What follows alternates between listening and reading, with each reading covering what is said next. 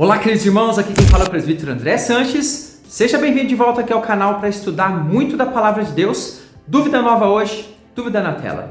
Estou estudando um pouco sobre os ensinos do Salmos 133 e me deparei com a frase sobre o óleo precioso que desce pela barba de Arão. Gostaria muito de conseguir entender com maior profundidade o significado desse óleo, o que ele representa ali no texto e por que fala sobre esse óleo na barba e vestes de Arão. Muito obrigado, querido irmão. Muito interessante, salmo lindíssimo. E muita gente não consegue compreender porque precisa entender as figuras que são citadas ali. Nós vamos fazer isso entendendo todo o contexto. Vamos até minha lousa de explicações e entender mais sobre esse tema. Mas você já deixa o like e abençoa o nosso trabalho porque o estudo de hoje está imperdível. Vamos lá então. Então vamos lá, vamos começar com Salmos capítulo 133, versículo 2, versículo na tela. É como óleo precioso sobre a cabeça, o qual desce para a barba de Arão, e desce para a gola de suas vestes. Lindíssimo esse salmo.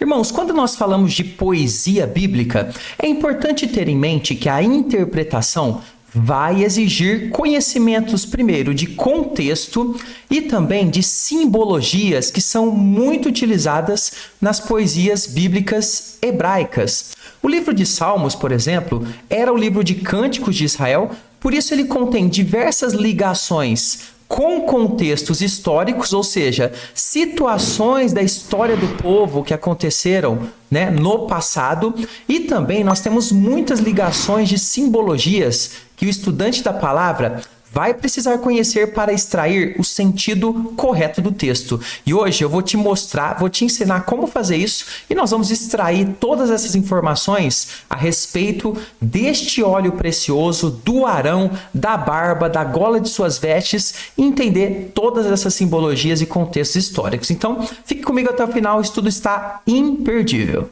Bom, nós vamos começar entendendo e relembrando, para quem já sabe, quem foi Arão e por que ele é citado nesse salmo. Será que foi uma pessoa realmente importante na história de Israel? Antes de te explicar, embaixo desse vídeo tem o botão inscrever-se, faça parte da nossa comunidade. Eu quero você aqui na comunidade, tem vídeo novo de segunda, quarta e sexta, além de mais de 800 estudos já publicados. E você que quer receber estudo todo dia no Zap, temos também. Primeiro link aqui no comentário fixado e também ali na descrição do vídeo.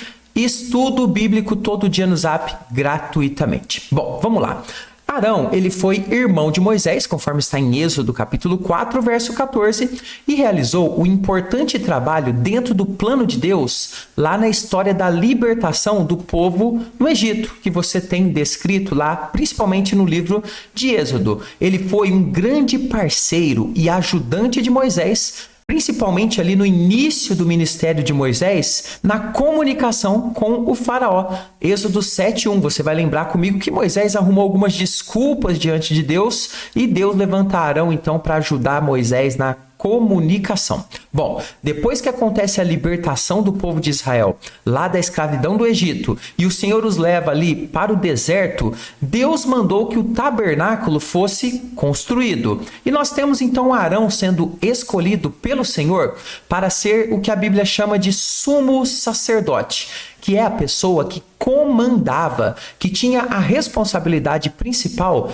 dentro do sistema de culto e sacerdócio que o Deus Todo-Poderoso criou dentro ali das regras do Antigo Testamento. Então Arão, ele foi o primeiro sacerdote, era chefe dos sacerdotes e os seus filhos eram sacerdotes que serviam ali no tabernáculo. Portanto, observe que Arão era um personagem de muito destaque e de muita importância dentro da história de Israel. Então a gente compreende por que ele aparece no Salmo 133, ali numa figura interessantíssima de uma grande lição que o Senhor trouxe ao povo e, claro, estendida a nós também, que somos o povo do Senhor na atualidade. Bom, não tem como entender o Salmo 133 sem entender a que tipo de óleo o salmista está se referindo. O que é este óleo precioso? E está na Bíblia e eu vou te mostrar onde, ok? Lembrando aos irmãos que as vagas do nosso curso estão abertas Link no primeiro comentário fixado. Bom, vamos lá. O salmista está se referindo aqui ao óleo da unção, que está descrito em Êxodo capítulo 30, versos de 22 a 33. Se você tiver com uma Bíblia, dá um pause no vídeo e dá uma lidinha nesse trecho. Eu não coloquei aqui na tela para a gente otimizar o nosso tempo. Bom, esse óleo ele era uma mistura especial de especiarias, ervas e azeite. Êxodo 30, 25 diz: disto farás o óleo consagrado para a unção, o perfume composto segundo a arte do perfumista. Este será o óleo sagrado da unção. Esse óleo, ele não podia ser produzido para uso fora do que foi determinado por Deus. Eu já vou te explicar para que Deus mandou fazer esse óleo. Mas fora aqueles usos que o Senhor determinou, não podia fazer. Eu gostaria de fazer esse óleo para eu usar lá na minha casa. Não podia. Observe o que diz Êxodo 30, verso 33. Qualquer que compuser óleo igual a este, ou dele puser sobre um estranho, será eliminado do seu povo. Então observe que era uma expulsão do povo se alguém fizesse este óleo, ok? Era coisa bastante séria. Então, era dessa forma um composto que deveria ser usado para unção especial dos sacerdotes, evidentemente do sumo sacerdote, também dos utensílios do tabernáculo e posteriormente do templo. Era só para isso que esse óleo podia ser utilizado. Observe como diz o texto em Êxodo 30, 30, também ungirás Arão e seus filhos e consagrarás para que me oficiem, trabalhem como meus sacerdotes. É isso que Deus está dizendo aqui. Então, veja que, de fato, Arão e os seus filhos foram ungidos depois, após o tabernáculo ficar pronto. Isso está descrito em todo o capítulo número 8 de Levítico. Bom, com esse esclarecimento, agora conseguiremos entender o Salmo 133 com profundidade. Você já sabe quem é Arão e você já sabe o que é esse óleo precioso, o óleo da unção utilizado lá no Velho Testamento para ungir Arão, seus filhos e os utensílios do tabernáculo e depois do templo quando foi construído. Agora vamos examinar o Salmo 133 detalhadamente para você saber ali como e onde você encaixa cada uma das informações que nós já vimos. Então veja bem, no verso 1, o salmista estabelece o assunto do qual ele está falando ali. Observe Salmo 133, versículo 1.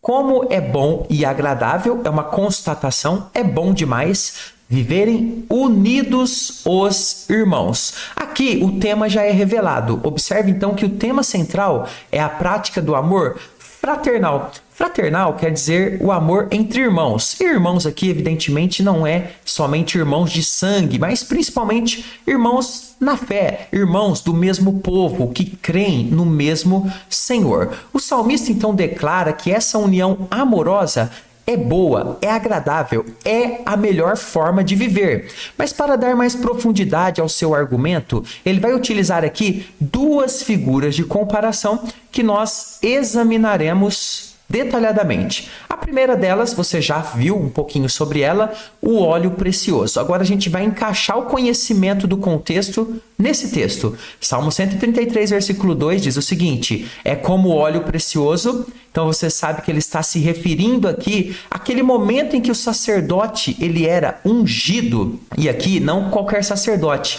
mas o primeiro de todos, que foi Arão. O óleo precioso sobre a cabeça, o qual desce para a barba de Arão e desce para a gola de suas vestes. Ok, presbítero, entendi um pouquinho de Arão, do óleo, mas qual o significado desse óleo descendo, essa coisa toda que ele cita? Observe, veja que ele está falando aqui justamente do momento em que o óleo da unção era derramado para ungir o sacerdote, nesse caso, Arão. Esse óleo era derramado sobre a cabeça dele em boa quantidade, de modo que descia para a barba e, na sequência, evidentemente, respingava sobre a roupa do sacerdote, simbolizando para a gente a sua unção por completo, sua consagração total, 100% consagrado a Deus. Então veja que o salmista compara a unidade do povo de Deus com este óleo especial raro, que traz grandes bênçãos quando é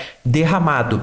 Pense comigo, quando um sacerdote era consagrado, isso significava que ele estava consagrando, colocando a sua vida 100% nas mãos de Deus, para servir a Deus, para andar com Deus. Então, quando a união é comparada com este óleo sendo derramado ali no sacerdote, está demonstrando que a união é uma forma de consagração a Deus, de servir a Deus da melhor forma possível e, evidentemente, coletar as bênçãos do Senhor que vinha com esta união.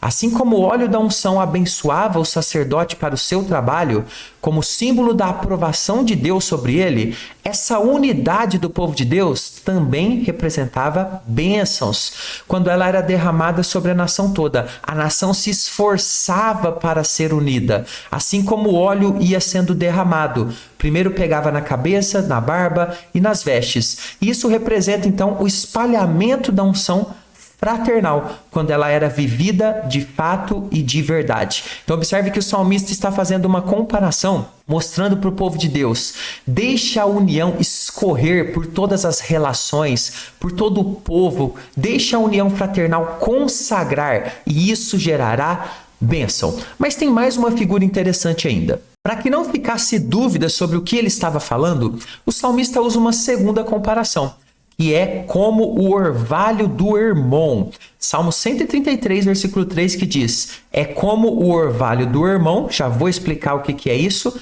que desce sobre os montes de Sião. Ali ordena o Senhor a sua bênção e a vida para sempre. Vamos lá. O Hermon era uma montanha bastante alta dentro ali da região de Israel. Quando você estuda o clima de Israel, você observa que várias áreas de Israel não tinham ali tanta chuva durante o ano, de forma que este orvalho que era gerado nessas montanhas altas, eles desciam, eles vinham dessas áreas montanhosas, irrigando áreas mais baixas. Isso era algo muito importante para as lavouras e plantações em geral. Nós temos aqui então a unidade do povo sendo comparada a este orvalho. Por quê? Porque ele trazia bênção, ele trazia vida. Onde ele passava, ele levava ali o líquido, a água, e isso gerava prosperidade. O salmista então está dizendo: olha, assim como o óleo ele representava ali para Arão a aprovação de Deus, a bênção de Deus, a força de Deus para a realização da obra, o orvalho do Hermon também é bênção de Deus. Então tudo isso é comparado com a união. A união fraternal é uma bênção a ser aproveitada e vivida, pois nesse ambiente de unidade é onde o Senhor gera grandes bênçãos a toda a nação. Então, quando a gente fala de unidade do povo de Deus, irmãos, é uma coisa séria. Isso lá no Velho Testamento já é tratado com seriedade. Depois, no Novo Testamento, esse tema de união aparece muitas vezes. Um povo que resolve seus problemas, que avançam nas pautas do reino. Isso é bênção. Lembrando a você, nossos cursos estão com vagas abertas. Conheça sua Bíblia Acesso Vitalício, Apocalipse, versículo por versículo, link no primeiro comentário fixado. E já que estamos falando de Israel, você sabia que na verdade tem 13 tribos em Israel? Pouca gente percebe esse detalhe das tribos na Bíblia. Eu vou explicar tudo nesse vídeo. Eu vou ficando por aqui. Até o próximo. Fica com Jesus.